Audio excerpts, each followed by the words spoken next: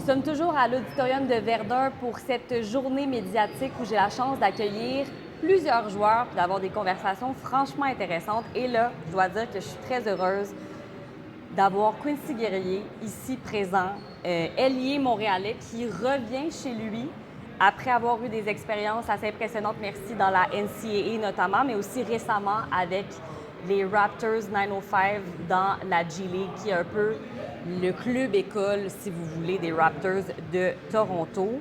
Qu'est-ce que ça te fait, Quincy, en tant que Montréalais, de revenir à la maison puis d'avoir la chance de jouer avec l'Alliance? C'est vraiment, c'est incroyable. J'ai pas vraiment de mots pour décrire, mais juste le fait de revenir à Montréal puis de jouer devant ma famille, mes amis, c'est quelque chose que je sais, c'est une expérience que je vais jamais inoubliable, une expérience Ouais. inoubliable. Puis j'ai vraiment hâte au premier match.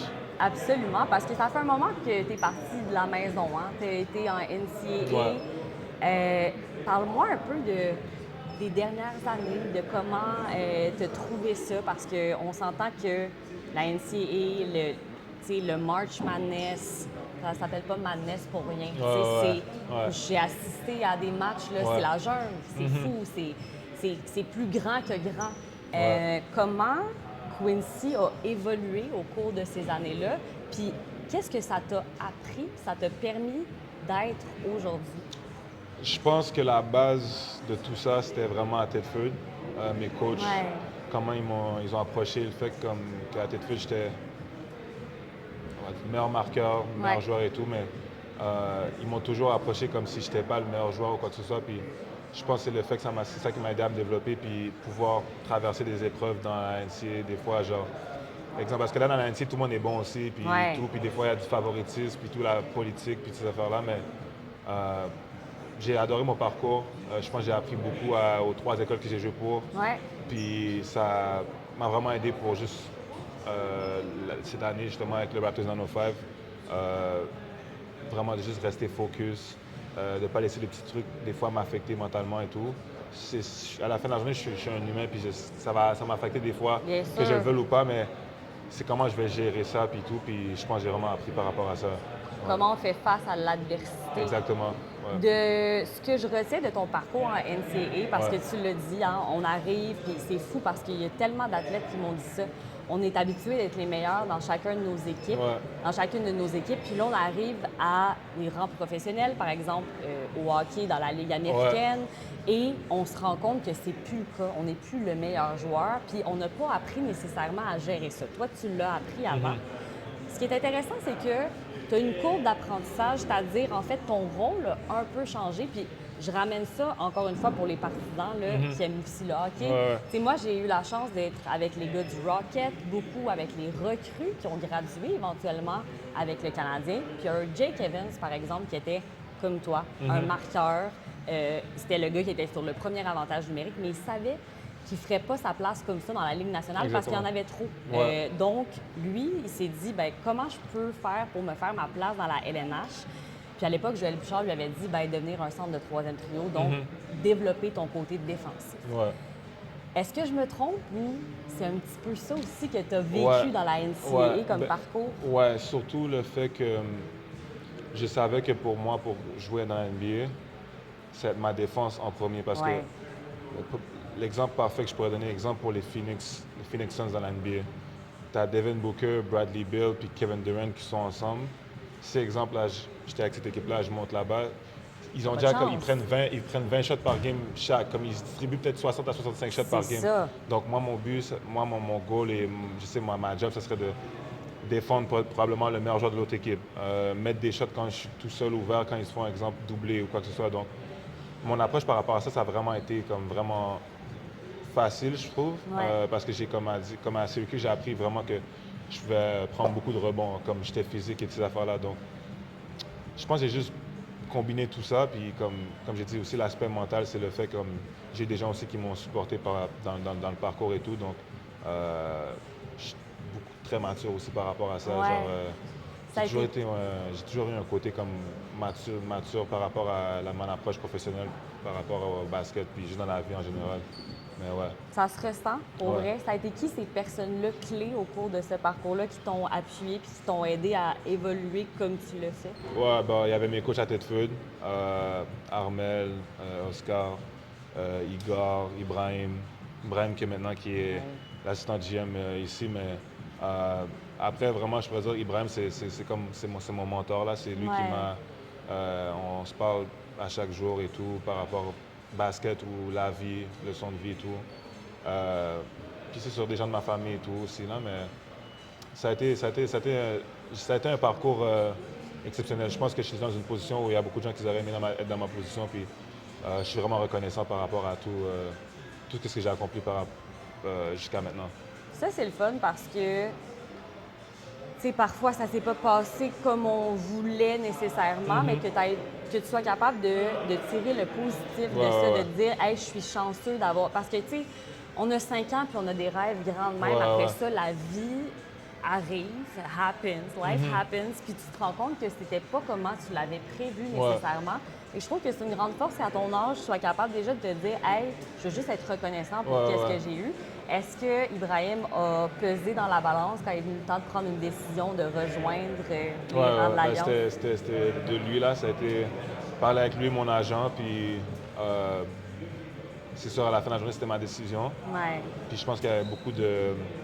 On a regardé les pour et les contre de cette décision-là, puis je pense que ça allait beaucoup m'avantager. Donc, je suis content d'être ici puis d'être de retour à Montréal. Tu parlais d'adversité, que tu en avais traversé, des épreuves au cours de ton parcours. J'ai envie qu'on revienne sur un moment que moi, j'ai personnellement vécu. March Madness, Ouais. 2024, TD Garden à Boston. Vous chauffez Yukon, mais alors là, comme ils ne pensaient jamais Ouais, se ouais. faire chauffer, je pense, si je me souviens bien, que c'était égalité à la Ouais, mi-temps. on perdait peut-être par 2. 2 points, Ouais, ouais, genre. ouais. Mais c'était pas du tout ça le plan, Ouais, là. ouais, ouais. Ce qu'il faut comprendre, c'est que le Connecticut est très proche de Boston et donc, Ouais, c'était ouais. une marée de chandails blancs. Ouais. Honnêtement, moi, j'avais un chandail orange pour représenter Ouais. le joueur que j'allais voir. Et bref, je veux pas dire que je me suis fait intimider, mais quasiment, j'ai vécu à une petite échelle ce que ça pouvait être d'être dans vos souliers. Deuxième demi arrive, finalement, Yukon finit par reprendre le dessus, mais toi, tu savais que ce serait ta dernière année et donc ta dernière chance de te rendre ou de vivre cette expérience-là du March Madness. Est arrivé ce qui est arrivé, vous avez malheureusement perdu le Ouais. match. Et lorsque tu retraitais au vestiaire, moi, je vais toujours me souvenir des larmes qui coulaient non seulement sur ton visage, mais sur le visage de tous vos Ouais, coéquipiers. Peux-tu me ramener un peu à ce moment-là, comment tu l'as vécu? Pourquoi vous étiez aussi peiné aussi? Parce que j'ai l'impression qu'il y avait plus que qu'est-ce qu'on voyait, c'est-à-dire peut-être une chimie d'équipe qui venait à une fin. Ouais. Je sais pas si Non, je... ouais, c'est ça. Ouais, bon, donc, première chose qui est venue dans ma tête, c'est que, bon, on a perdu par comme 20, puis on était à 2 doigts d'aller au Final Four. Ouais. Mais la première chose aussi, vraiment, c'était juste... je pensais repenser à ma carrière universitaire. Comme j'aurais jamais cru que j'aurais joué 5 ans à l'université. Tu sais, mon but, c'était jouer 1 an, puis après, chose, mais il y a des trucs qui se sont passés, des blessures, puis des affaires comme ça. Donc, Exact.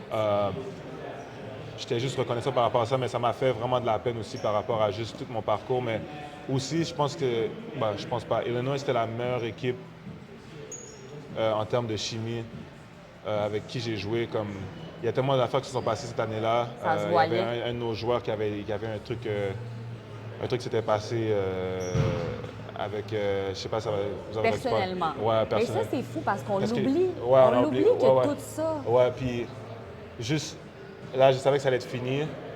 C'est le love qu'on avait des fans, puis on a toujours dit, comme le love que tu reçois à l'université, dans une grosse université, ça n'a jamais avoir le même love, à moins que, exemple, Ouais. tu sois genre une star dans la NBA ou une star dans ton équipe quelque Ben part d'autre, oui. mais même là, ça peut pas vraiment être... C'est pas la même chose, c'est différent. Je peux pas vraiment le décrire, mais... C'est on de repensait l'amour, à ça. pas de l'admiration. Ouais, exactement. C'était... Ah. Puis, tu sais, on était dans le locker room, puis on a juste... Tout le monde commençait à pleurer, donner des câlins et puis tout, parce que on savait que là, c'était fini. Comme l'équipe qu'on avait cette année-là, ça allait être plus la même équipe l'année prochaine, parce qu'on a fait des vétérans, des signatures. Moi, il y avait TJ, Marcus, Ouais. Coleman, qui a décidé finalement de retourner à l'université, mais qui a changé d'école.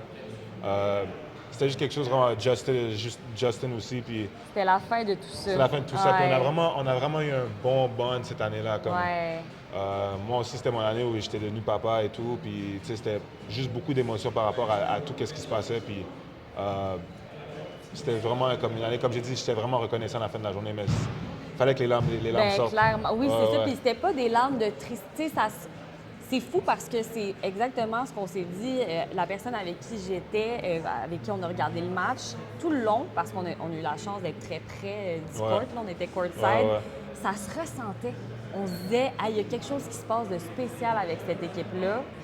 Que vous ayez en plus réussi à chauffer Yukon comme vous l'avez fait, on était comme vraiment. Puis quand on a vu l'émotion qui nous a envahi après, on était comme ça, c'est pas des larmes de c'est la défaite, c'est des larmes de maudit qu'on a vécu des belles affaires ensemble, puis on est triste que ça soit la fin. Non, exactement. On a eu des très bons Ouais. moments, comme on avait gagné le Big Ten Championship, puis toutes ces Ouais. affaires-là. Donc, c'était vraiment juste...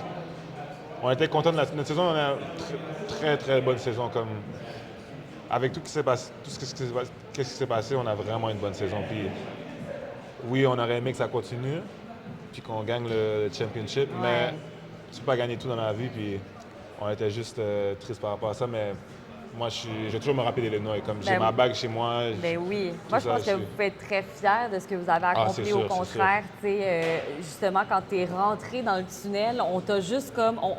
On était comme, il faut qu'on aille donner du love. On a fait 8 heures de voiture pour pas y donner du love. Puis, tu sais, on voulait pas te gosser rien, mais on voulait juste que tu saches qu'il y a des kebs qui sont là, puis on t'encourage. Fait qu'on t'avait fait comme, hey, Quincy, puis on avait fait un thumbs up, puis je me rappellerai toujours de ton regard un peu genre, pas apaisé, mais genre, tu sais, c'était sûr que c'était sur le moment, mais vraiment de comme, OK, ça va être correct. Ouais. Ça va être correct. Puis je pense que ça a été ça pour la suite pour toi. Ouais, ça a ouais. été correct. C'était la fin, c'était triste, mais tu t'es relevé de ça, puis t'as fait comme, hey, on s'est su, on recommence, puis après ça, il y a d'autres choses qui m'attendent. Ouais, non, c'était... C'est ça, je savais que c'était le début d'un autre chapitre qui allait commencer. Ouais. C'était la fin d'un chapitre, puis il y a le début qui allait commencer, mais ouais. Fait que là, c'est un nouveau chapitre pour Un autre toi. chapitre, ouais. T'es passé par les Raptors 905. Là, la CEB, ben, la LECB en français, là, c'est une ligue qui est complètement différente. Comment t'approches ça? Parce que c'est un style de jeu assez physique, très rapide. Est-ce que tu vas te plaire dans ce genre de jeu? Ouais, je vais t'habituer parce que j'ai joué avec Team Canada cette année avec l'équipe senior et tout. Donc, c'est les règlements FIBA. Ça va être différent de la NBA et tout, mais je suis content.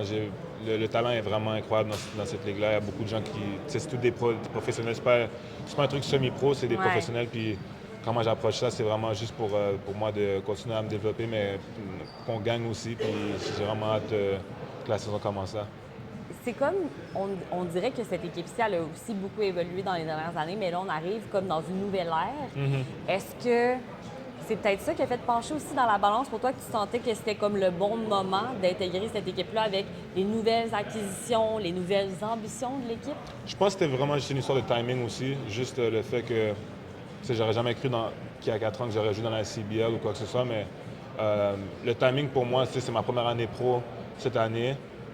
Puis je sais que j'ai un pied dans la porte en ce moment pour la NBA puis tout. Puis je pense que jouer dans la CBL, ça va m'aider à mettre le deuxième pied dans la porte puis avoir mon contrat que j'ai besoin d'avoir puis que je veux avoir. Puis ça va m'aider pour mon rêve, puis c'est ça. Donc je suis vraiment content. Tu as vu cette équipe-là de loin, mais dans les dernières années, qu'est-ce que tu as envie d'amener, d'apporter à l'équipe? J'aimerais, comme j'ai dit, une bague. J'aimerais gagner un championnat, mais aussi juste les fans. Comme j'aimerais que le but soit que l'Alliance, ça soit comme une équipe qu'on parle de l'Alliance comme exemple le Rocket de Laval ou le Canadien, il n'y aura jamais quelque chose, il n'y aura jamais rien qui battra le Canadien. Ouais. Mais ça peut être comme si se rapprocher, puis comme quand on parle d'événements dans la ville de Montréal, c'est l'Alliance, ça fait partie aussi. Parlons d'événements. Il va y avoir un match à ciel ouvert. Comment tu te sens par rapport à ça? As-tu hâte? C'est sûr, j'ai hâte. Je pense que le maximum, j'ai joué le Elite 8 contre UConn. Je ne sais pas, il y avait combien de personnes, mais... C'était plein. Ouais, c'était peut-être au moins 24 000. Bon, tu vois, à Syracuse, j'ai joué quand il y avait 30 000 personnes aussi. Donc, c'est vraiment, ça va être quelque chose que j'ai vraiment hâte. Là, chez mes amis, ma famille vont être là, puis tout, mais J'ai hâte de voir ça va être comment aussi. J'ai vu quand j'étais jeune, je regardais des fois, il y avait un camp Under Armour qui faisait, c'était le top Oui. 24 qui jouait la game dehors. Là, puis, C'est vrai. puis C'est à j'ai New York, vu. non? Je pense que c'était à New York, C'était-tu- ouais, je ouais, pense que c'était à New York. genre à Brooklyn. Ouais, quelque ouais, chose comme ouais. ça. Puis j'ai hâte de voir ça va être comment. Mais là, avec déjà 8500 genre tickets vendus, Fou! là, fou. j'espère que la température va pas nous. J'espère que ça va arriver la première journée. Là. Jinx-les pas. Non, Jinx-les pas. Oui, c'est Ouais, ça. ouais. Mais c'est ça. J'ai une dernière question pour toi. Ça va être peut-être farfelu, mais il y a des gens qui ne te connaissent pas, puis le but, c'est d'apprendre à le connaître. Ouais. D'où vient ton surnom? Parce que moi, je le sais, là. Mais d'où vient ton surnom Candyman qu'on t'a attribué? OK. Donc, ça a commencé à Tedford. Ouais. C'était mon coach Armel. Donc, à Tedford, ça, c'est ma première année, mais j'ai commencé à. Genre, je marquais des 30 points, 35 points, 25 points, des affaires comme ça, puis ça continuait. Puis Un marchand de bonbons. ouais, puis je tirais beaucoup de 3 points aussi. Puis ça faisait peur, ça faisait peur aux gens, tu sais, comme Quincy, il est en train de. Bien Il sûr. me donnait des monster numbers, puis tout. Puis le film Candyman, justement, qui est un film d'horreur, c'est. Je me rappelle, tu disais son nom 3 fois. Quelque chose d'épeurant allait arriver. Absolument. Puis là, il reliait le 3 points, 3 fois, j'aime les bonbons. C'est terrible, Il m'a parce appelé que moi, ce Candyman une fois sur les film-là... réseaux, Ah puis oui! ça a commencé. Tout le monde m'appelait Candyman, ouais. Honnêtement, moi, je la connaissais, cette histoire-là, mais à chaque fois, ça me terrifie parce que moi, ce film-là m'a fait vraiment Ouais. peur quand j'étais plus jeune. Ouais, fait que ouais. je suis comme, je peux pas croire que ça vient de là. Moi, j'étais Ouais. comme, ah, un marchand de bonbons. Ouais, Tu sais, ouais. quand j'ai lu l'histoire, j'étais comme, OK, non, mais Ouais. ça, en même temps, ça fait du sens. Ouais, Ça beaucoup fait de du sens. Ouais, ouais. Armel c'était intelligent qu'il a commencé à m'appeler comme ça. Au début, je trouvais ça drôle, mais après, c'est comme, OK, c'est. Puis à cause de ça, c'était pas officiel que le deal que j'ai eu, mais il y avait une compagnie de bonbons à Toronto, ça s'appelle Candy Fun House. Wow, Puis ouais. ils envoient les bonbons comme toutes les célébrités, là, comme Kim Kardashian, puis tout. Puis moi, je Font les ai des connus quand au partnerships. début, là, ils sont venus, je suis allé dans leur industrie aussi. J'adore. Puis, Mais c'est quel ça. coup marketing. Ouais, Honnêtement, il puis faut donner des bonbons au Candyman. Quand là. j'ai besoin de bonbons, je fais juste les demander, puis ils m'envoient des bonbons et tout. Parfait, fait que je ferai une petite commande de On The Side. Ouais, C'est c'est bon, vraiment c'est bon. génial, génial. C'est Hey, bon. un vraiment grand plaisir. Merci. Une très belle rencontre. Merci d'avoir pris le temps, Merci beaucoup. j'apprécie. Puis profite de ta première saison Ouais, avec merci. l'Alliance. Je pense que tu vas faire un tabac ici à Montréal. Merci beaucoup.